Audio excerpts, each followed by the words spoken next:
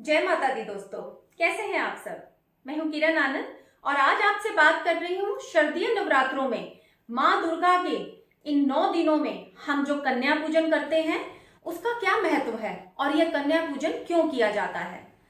दोस्तों, अगर आप इस चैनल पे नए हैं तो चैनल सब्सक्राइब करें, बेल आइकॉन का बटन प्रेस करें। आपको वीडियो अच्छा लगे तो आप इसे ज्यादा से ज्यादा लोगों के साथ शेयर करें और कमेंट बॉक्स में जय माता दी लिखना ना भूलें।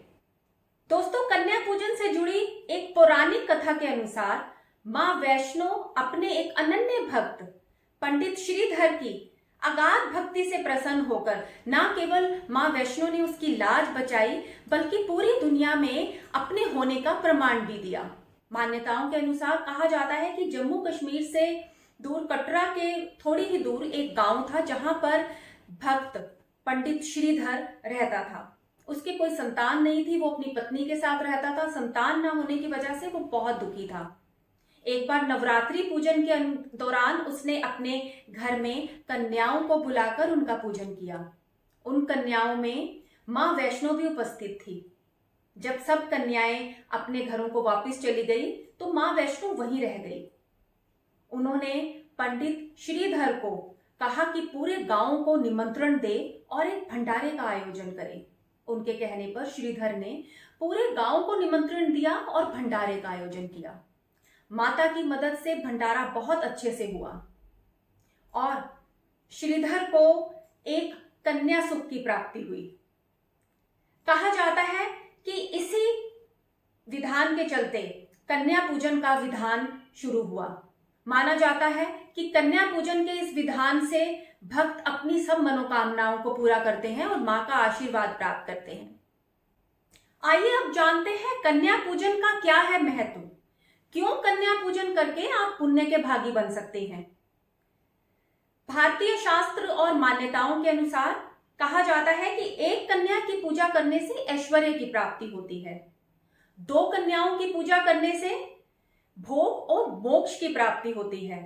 3 कन्याओं की पूजा करने से धर्म और अर्थ की प्राप्ति होती है। 4 कन्याओं की पूजा से राज्य पद, 5 कन्याओं की पूजा से विद्या, 6 कन्याओं की पूजा से 6 प्रकार की सिद्धि, 7 कन्याओं की पूजा से संपदा, 8 कन्याओं की पूजा से राज्य और 9 कन्याओं की पूजा से पृथ्वी के प्रभुत्व की प्राप्ति होती है। भविष्य पुराण और देवी भागवत पुराण आदि प्राचीन ग्रंथों के अनुसार नवरात्रि के दिनों में आखिरी दिनों में कन्या पूजन को बहुत आवश्यक माना गया है। नवरात्रि में कन्या पूजन के बगैर व्रत को अधूरा माना जाता है और व्रत का कोई भी महत्व नहीं रहता। कन्या पूजन विधान में एक और बात बहुत आवश्यक है कि कन्याओं को पूजन कराते समय, उन्हें जमाते समय साथ में एक लांगूर, एक लड़के को भी भोजन कराया जाना बहुत आवश्यक होता है, जिसे लांगूर और पंजाबी में लौकड़ा कहते हैं। कहा जाता है कि कन्याओं के साथ इस एक लड़के को भोजन कराना भी अति आवश्यक होता है। जैसे माँ का जो रूप है वो कन्याएं हैं, उसी तरह उस लड़के को भैरव जी का रूप कहा जाता है।